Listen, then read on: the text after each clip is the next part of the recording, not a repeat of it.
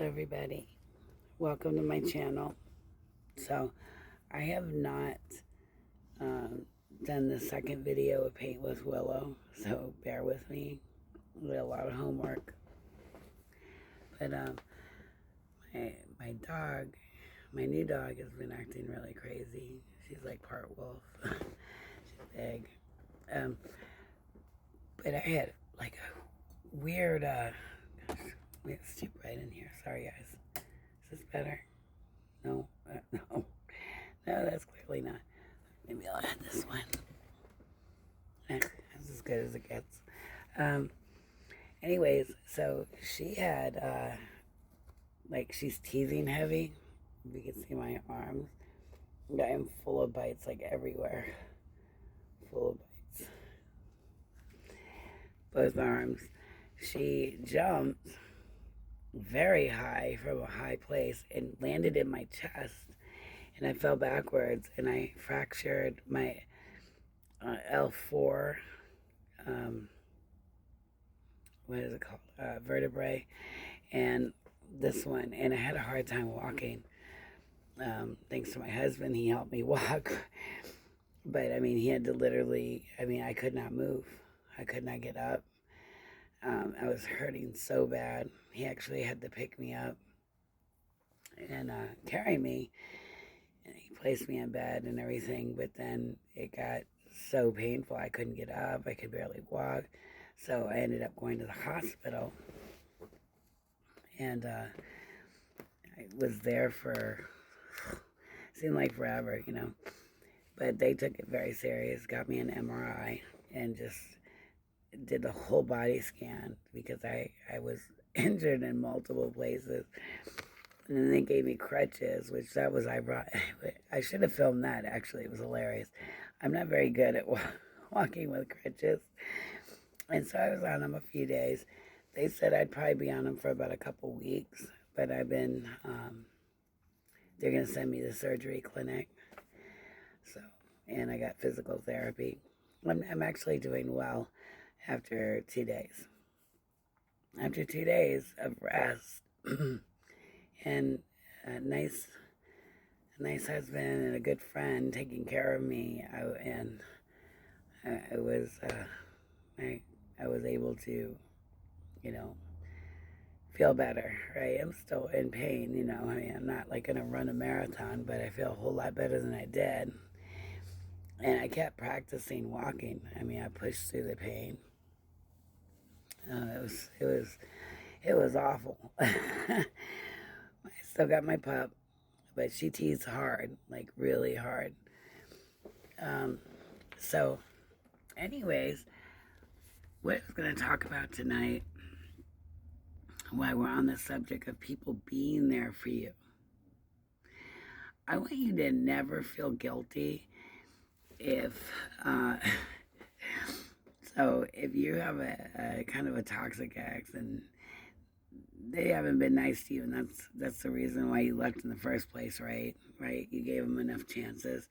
But then, let's say they fall ill, like with a really deadly disease, and nobody shows up for them. And when they do, they don't give them credit anyways. But if you've shown up for somebody, like I've shown up for somebody, and they're still nasty to you, right? Because I'll tell you my story. I actually showed up for somebody because I really felt bad for their situation. I don't wish cancer on anybody or any other debilitating disease because my heart doesn't beat that way. I don't wish harm on people. Right? Even if they're mean, I just give them to God. I say, God, you know, you handle it. Father, you get them. But in this particular moment, I had my own crises, right? I have work to do. I also had to diagnose. I did a mock diagnose and do a treatment plan. So I have a life too, right? And so I could not be at their beck and call when they, or it's always their narrative, right? But anyways, I normally wouldn't have even talked to that individual ever again because he blew it bad. And the only reason I had was because it ended up not being a hoax, that he had really having the big C, right? And it was pretty bad. So I was like, oh, I can't not show up, right? I mean, that would be mean. But I'll be honest with you, even when toxic people get sick, they are still toxic. And I mean, emotionally, it's like going into a roller coaster ride because you don't want to tell them off, even though you do. Every time they're rude to you or they talk to you like crap, you really want to tell them to go themselves, right? But then you're battling with your own empathy because do you really want to tell somebody who's dying to go F themselves? Right? Probably not. That's not nice, right? So I just kept praying for that person. And then when all the stuff was done, they made it through. I had enough. Because I'll tell you, I think what did it for me was going inside, and then suddenly they he grabbed a bottle, opened it, already said he didn't like it, so if you don't like it, don't drink it, right? Put it in his mouth and then closed it, hummed all of it all over the place across the floor and told his roommate to pick up that shit. And I mean, the level of inconsiderate and entitlement and victim, playing the victim, and then changing the narrative to fit their story, their lies. You can leave if you're going through that. Please, by all means, you are not obligated to stick around to be abused by them verbally, mentally, or time-wise, right? You are not obligated. You can be free and conscious clear to walk away from anybody toxic, dying, living, hurt, sick, maimed. It does not matter. You did not sign up to be abused by people, at all, ever.